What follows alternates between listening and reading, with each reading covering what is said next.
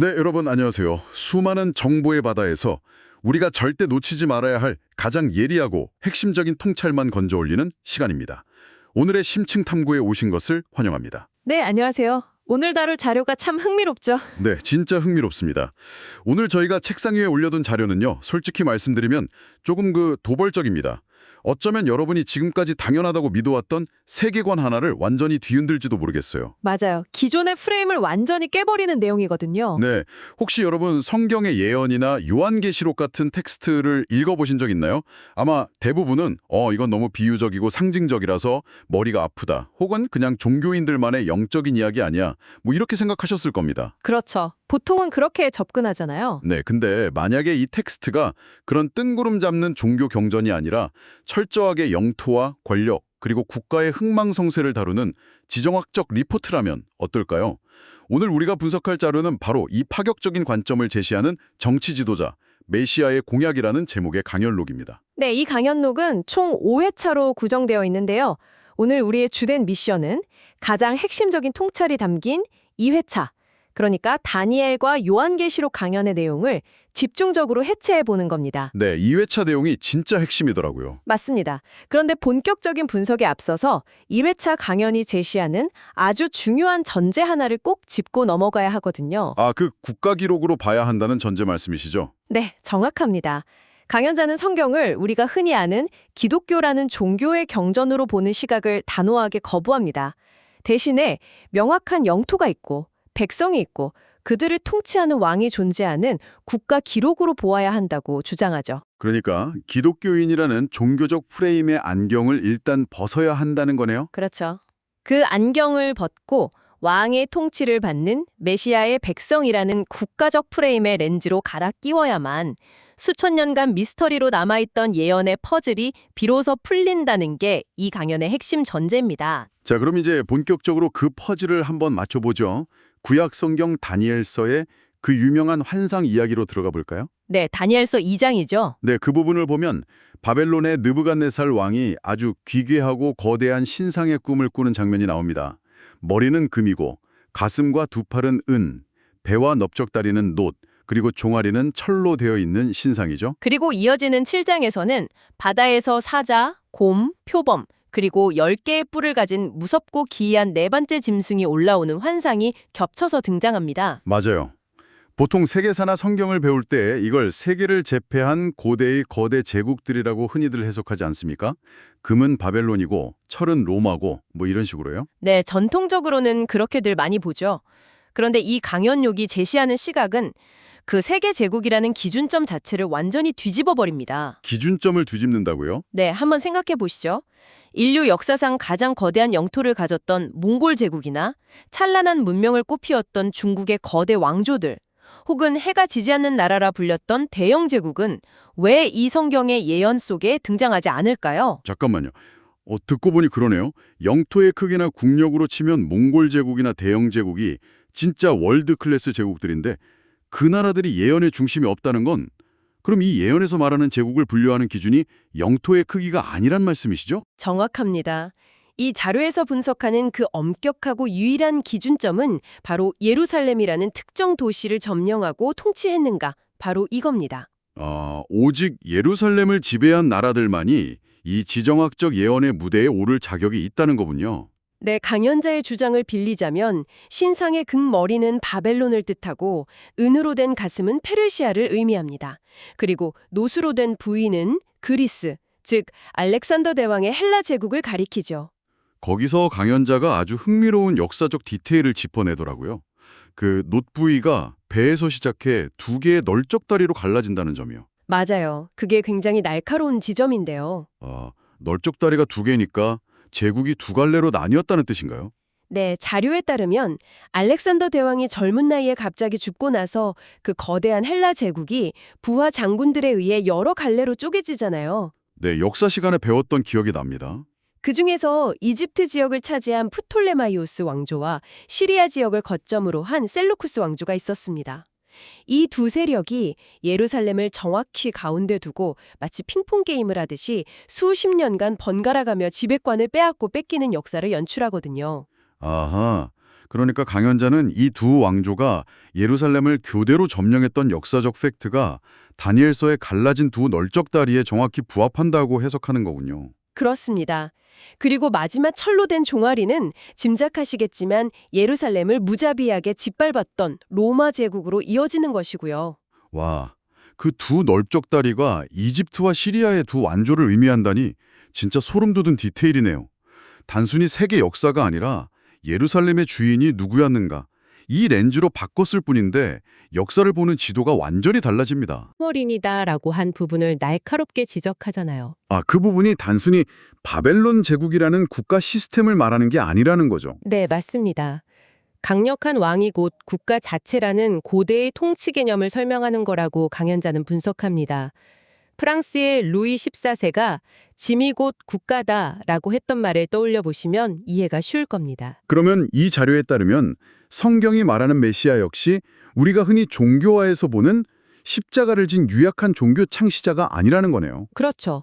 강연자의 주장에 따르면 메시아는 느부갓네살이나 알렉산더 대왕보다 훨씬 더 강력한 통치권을 쥐고 있는 국가 그 자체이자 정치적이고 실권적인 왕으로 해석해야 한다는 것입니다. 예수 그리스도를 단순히 영혼을 구원하는 종교적 구세주로만 한정짓는 것은 다분히 후대 로마를 거치며 형성된 종교적인 관습일 뿐이라고 꼬집는 거군요.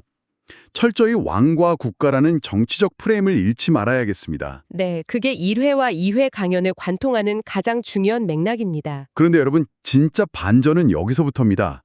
구약 성경의 다니엘서가 수백 년 뒤에 쓰여진 신약 성경의 요한계시록과 완벽하게 톱니바퀴처럼 맞물려 돌아가기 시작하거든요. 요한계시록 17장에 등장하는 7머리와 10뿔을 가진 무시무시한 짐승 이야기 말씀이시죠? 네, 맞습니다. 많은 분들이 이 구절을 읽고 세상의 종말을 다룬 소설을 쓰시거나 공포감을 느끼시는데 오늘 우리가 보는 이 강연록은 아주 차가울 정도로 건조하게 철저한 지정학적 분석을 들이댑니다.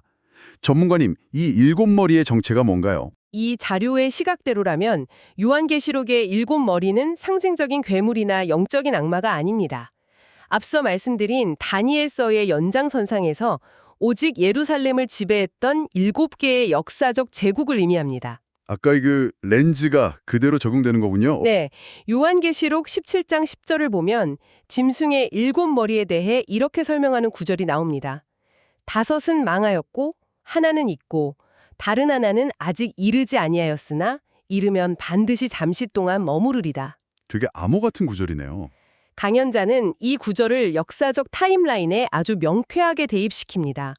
이미 망해버린 5제국은 바벨론, 페르시아, 헬라 제국, 그리고 아까 핑퐁 게임을 했다던 프톨레마이우스와 셀루쿠스 왕조입니다. 그렇게 5이 망했고 그럼 하나는 있고는 뭔가요? 요한이 이 계시록을 기록할 당시에 현재 진행형으로 존재했던 하나, 그건 당연히 당시 예루살렘을 지배하고 있던 로마 제국이죠. 여기까지는 역사적인 아기가 딱딱 맞네요. 그렇다면 남은 건 아직 이르지 않았으나 잠시 동안 머무르리라고 했던 그 마지막 7번째 제국인데요. 강연록에서 이 7번째 제국을 지목하는 대목에서 저는 정말 뒤통수를 한 대 맞은 것 같았습니다. 네, 아마 청취자 여러분도 많이 놀라실 텐데요.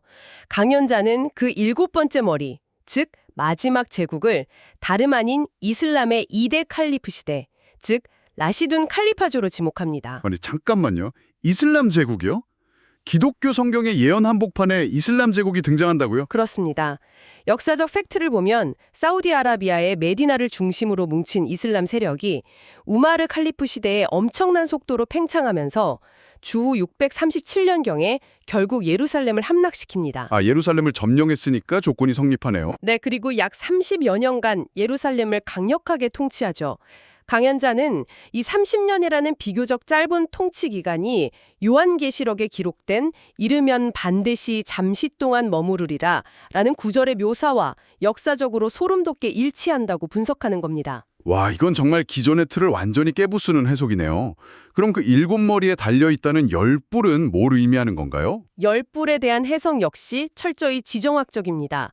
강연자는 이 열불이 미래의 어느 시점에 앞서 말한 7제국들의 옛 영토, 즉 현재의 중동과 지중해 연안 지역에서 파생되어 재편될 국가들을 의미한다고 봅니다. 아, 그러니까 이 지역의 국가들이 이합집산하면서 새로운 정치적 권력을 형성할 것이라는 예측이군요. 여러분, 이거 정말 충격적이지 않나요? 우리가 매일 보는 뉴스나 세계사 교과서를 한번 떠올려 보세요. 현대 세계의 중심은 항상 미국, 중국 아니면 서유럽의 강대국들로 묘사되니까요. 맞아요. 우리는 워싱턴이나 베이징, 런던에서 결정되는 일들이 세계 운명을 좌우한다고 믿고 있죠.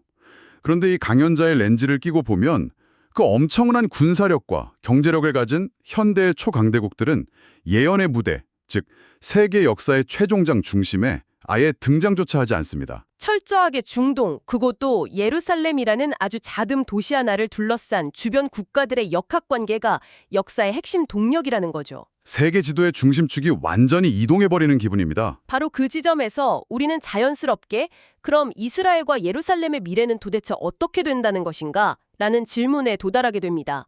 강연자는 청취자들의 이해를 돕기 위해 성경 속 나라의 개념을 3가지 형태로 아주 명확하게 분류해 줍니다. 3가지 형태요? 네, 첫 번째는 방금까지 우리가 이야기한 영토와 무력으로 예루살렘을 지배했던 바벨론, 로마, 이슬람 같은 세상 나라들입니다. 물리적인 힘으로 군림하는 전통적인 의미의 제국들이군요.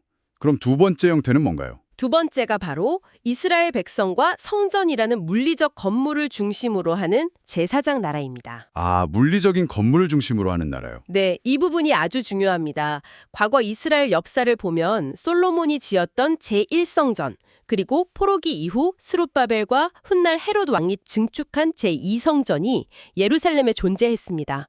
하지만 이 성전들은 바벨론과 로마 제국에 의해 차례로 완전히 파괴되고 말았죠. 둘 다 역사 속으로 사라졌네요. 그런데 이 강연록이 제시하는 가장 핵심적이고 도발적인 타임라인 중 하나가 뭔지 아십니까? 뭔데요? 현재 전 세계로 흩어졌던 유대인들이 2000년 만에 중동으로 돌아와 이스라엘이라는 현대 국가를 건국하고 저렇게 치열하게 영토를 지키고 있잖아요.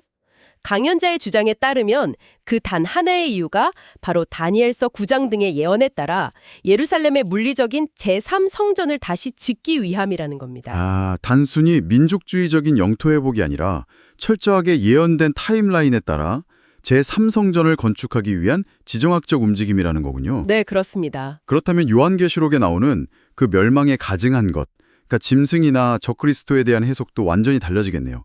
보통 기독교계에서는 이걸 타락한 종교 권력이나 어떤 상징적인 영적 타락으로 보잖아요. 강연자는 그런 영적인 비유를 단호히 배제합니다. 강연의 주장에 따르면 앞으로 예루살렘에 실제로 물리적으로 제3성전이 건축될 것이고 훗날 등장할 적그리스도적 정치 지도자는 뜬구름 잡는 영적인 공간이 아니라 바로 그 물리적인 제3성전 건물에 직접 들어가서 자신이 신이며 통치자라고 선언하게 될 것이라는 겁니다. 마치 눈앞의 블록버스터 영화의 타임라인이 구체적인 장소와 함께 펼쳐지는 것처럼 생생하네요. 성전이 은유가 아니라 진짜 벽돌로 지어질 건물이라는 거잖아요. 네, 그 구체성이 이 자료의 특징이죠. 그럼 마지막 3번째 형태의 나라는 무엇인가요? 3번째가 바로 신약시대, 예수와 세례 요한으로부터 시작된 완전히 새로운 성격의 하나님의 나라입니다. 이 나라의 가장 큰 특징은 앞서 말한 눈에 보이는 돌과 나무로 만든 물리적 성전 건물에 의존하지 않는다는 점입니다. 아, 물리적 건물이 필요 없다고요? 네, 예수 그리스도 자신이 물리적 성전을 대체하는 완벽한 성전이 되며 나아가 그를 왕으로 따르는 백성들, 즉 구성원들의 몸 자체가 연결되어 거대한 성전이자 국가를 이루는 형태라고 강연자는 설명합니다. 자, 그럼 이쯤에서 숨을 한번 고르고 이 질문을 던져봐야겠습니다. 도대체 이게 우리에게 어떤 의미일까요? 지금까지 우리가 따라온 이 거대하고 촘촘한 지정학적, 역사적 분석은 단순히 성경을 새롭게 읽는 것을 넘어서거든요. 네, 파장이 크죠. 우리가 흔히 상식처럼 알고 있던 기존 기독교의 종교적 개념들을 완전히 해체하고 뒤집어 버리고 있잖아요. 매우 예리한 지점이십니다. 이 강연록은 철저하게 국가 통치와 백성이라는 렌즈로 성경을 일관되게 읽어내기 때문에 수백 년간 굳어진 종교적 관습들을 아주 강하게 재평가합니다. 그중 가장 파격적인 2가지 사례가 바로 예배와 음료에 대한 새로운 정의입니다. 예배와 음료요? 내 자료에 따르면 성경이 말하는 예배는 우리가 흔히 생각하듯 일요일마다 화려한 교회나 성당 건물에 모여 찬송가를 부르고 눈물 흘리며 기도하는 그런 종교적 의식이 아닙니다. 네, 저도 잘해보면서 그 부분에서 정말 놀랐는데요. 강연자는 로마서 12장에 너희 몸을 거룩한 산제물로 드리라. 이는 너희가 드릴 영적 예배니라. 는 구절을 근거로 들더라고요. 맞습니다. 강연자의 해석에 따르면 예배란 종교 행사가 아니라 그리스도의 몸, 즉 하나님 나라라는 거대한 국가의 백성으로서 자신의 삶을 헌신하고 사회적 역할을 다하며 국가 공동체를 실제적으로 형성하고 완성해 나가는 삶의 태도라는 거죠. 듣고 나니 마치 종교인의 의무라기보다는 한 국가의 책임감 있는 시민으로서 자신의 역할을 다하는 시민적 의무나 애국심에 가깝게 들렸습니다. 아주 정확한 비유입니다. 그리고 두 번째로 개신교 역사에서 수백 년 동안 엄청난 논쟁거리이자 공격의 대상이었던 요한계시록 17장의 음녀에 대한 해석도 완전히 뒤집습니다. 아, 음료. 그 붉은 옷을 입고 화려하게 치장했다는 그 바벨론의 음료 말씀이시죠? 네, 전통적으로 수많은 개신교 학자나 목회자들은 이 음료를 로마 카톨릭, 즉 바티칸 교황청이라고 해석해 왔습니다. 이로 인해 엄청난 종교적 적대감과 갈등이 파생되기도 했죠. 그런데 이 자료의 시각대로라면 바티칸은 예루살렘이 아니잖아요. 예루살렘을 점령한 적도 없고요. 그럼 애초에 음료가 될 수 없는 거 아닌가요? 바로 그겁니다. 강연자는 예언의 무대가 철저히 예루살렘 중심이라는 대전제를 끝까지 밀어붙입니다. 따라서 마지막 시대에 적그리스도와 정치적으로 결탁하여 왕이신 하나님을 배신하는 그 음료는 이탈리아에 있는 바티칸이 될 수 없다는 거죠. 그럼 강연자가 지목하는 음료는 대체 누군가요? 강연자는 이 음료가 다름 아닌 물리적인 예루살렘 도시 자체라고 못을 박습니다. 예루살렘이라는 국가적, 지정학적 실체가 하나님을 배반하는 음행을 저지른다는 것이죠. 여러분 잠시 하던 일을 멈추고 이 대목을 한번 깊이 생각해 보셨으면 좋겠습니다. 만약 이 강연자의 주장처럼 성경이라는 이 방대한 텍스트가 죽어서 가는 사후세계나 영혼 구원만을 다루는 뜬구름 잡는 비유가 아니라면요. 네, 아주 구체적인 통치 기록이라면 어떨까 하는 거죠. 맞아요. 아주 구체적인 영토, 통치권을 가진 왕, 그리고 예루살렘이라는 지정학적 도시를 둘러싼 국가 통치 기록이라면 수백 년 동안 서로를 이단이라 부르고 적그리스도라 손가락질하며 싸워온 수많은 종교 집단 간의 유혈 갈등들, 예를 들어 개신교와 카톨릭의 대립 같은 것들이 이 지정학적 프레임 안에서는 번지수를 완전히 잘못 찾은 거잖아요. 그렇죠. 애초에 전제가 달랐던 거니까요. 그 갈등들이 얼마나 허무하고 안타까운 소모전으로 재평가될 수 있을까요? 역사의 비극이 프레임의 오해에서 비롯되었을 수도 있다는 생각에 머리가 다 띵해집니다. 그게 바로 우리가 익숙한 프레임을 깨고 텍스트를 새로운 렌즈로 바라볼 때 얻을 수 있는 지적 충격입니다. 종교적 렌즈를 빼고 국가와 영토, 왕권이라는 렌즈를 끼우는 순간 텍스트가 과거의 역사부터 현대 중동의 정세까지 전혀 다르게 읽힌다는 것을 이 강연록은 아주 날카롭고 일관성 있게 증명해내고 있습니다. 네, 오늘 우리가 함께 뛰어든 이 깊고 거대한 심층 탐구의 핵심을 한번 깔끔하게 요약해 보겠습니다. 오늘 다른 자료는 성경을 종교적 텍스트가 아닌 왕국과 예루살렘이라는 철저한 지정학적 렌즈로 재해석했습니다. 네, 1, 2회차 강연의 핵심이었죠. 괴물이 아니라 예루살렘을 점령했던 역사적 제국들의 거대한 흐름으로 연결되었습니다. 그리고 현대 이스라엘 건국에 숨겨진 이유는 다름 아닌 물리적인 제3성전의 재건이라는 타임라인으로 설명되었죠. 그리고 마지막으로 메시아는 유약한 종교 창시자가 아니라 실체가 있는 나라를 통치하는 강력한 정치적 왕으로 묘사되었습니다. 네, 청취자 여러분이 오늘 소개해드린 이 강연의 주장에 100% 동의하시든 혹은 비판적인 의문을 품으시든 그것은 중요하지 않습니다. 오늘 이 시간이 여러분에게 진정으로 가치 있는 이유는 우리가 태어날 때부터 너무나 당연하게 진실이라고 믿어왔던 해석의 틀을 한번 완전히 벗어던져보는 경험을 했기 때문이죠. 맞습니다. 정보가 쓰나미처럼 밀려오는 이 시대에 방대한 텍스트를 전혀 다른 각도에서 조립해보는 이런 사고 실험은 여러분의 비판적 사고 근육을 엄청나게 단련시켜줄 무기가 될 것입니다. 내가 어떤 안경을 쓰고 세상을 보느냐에 따라 진실의 형체가 심지어 세계 지도의 중심이 완전히 달라질 수 있다는 걸 깨닫는 것만으로도 오늘 우리의 탐구 미션은 성공적으로 완수된 것 같네요. 오늘 자료를 깊이 파고들다 보니 마지막으로 이런 도발적인 질문 하나가 떠오릅니다. 오늘 자료 속 고대 예언자들은 바벨론이든 로마든 이슬람 제국이든 오직 예루살렘이라는 단 하나의 도시와 어떤 관계를 맺었느냐에 따라 그 거대한 제국들을 평가하고 기록했습니다. 네, 철저하게 하나의 기준점이었죠. 그렇다면 아주 먼 미래의 역사학자들 혹은 우주 너머에서 온 외계의 관찰자가 지구에 도착해 오늘날 21세기의 우리 역사를 기록한다면 어떨까요? 과연 그들도 우리가 지금 목숨 걸고 집착하는 국가별 GDP 수치나 핵무기 보유율 혹은 반도체 생산량 같은 지표들로 우리 시대의 제국들을 평가할까요? 어쩌면 우리가 전혀 상상하지 못하는 완전히 다른 기준표를 들고 있을 수도 있겠네요. 그렇습니다. 혹시 그 미래의 관찰자 역시 우리가 전혀 상상하지 못하는 어떤 단 하나의 낯선 기준점으로 이 세상을 평가하고 있진 않을까요? 우리가 지금 세계의 중심이라고 굳게 믿고 펼쳐놓은 그 지도가, 그리고 우리가 좇고 있는 수치들이 어쩌면 완전히 초점이 빗나간 잘못된 렌즈일 수도 있지 않을까요? 와, 그 상상을 하니까 갑자기 제가 서 있는 땅이 좀 흔들리는 기분입니다. 오늘 밤엔 잠들기 전에 그 질문을 꽤 오래 곱씹어 보게 될 것 같습니다. 당연하다고 믿었던 것을 의심하고 새로운 관점의 미지의 세계를 탐험하는 과정. 이게 바로 우리가 복잡한 자료를 굳이 이렇게 깊게 파고드는 진짜 이유겠죠. 네, 맞습니다.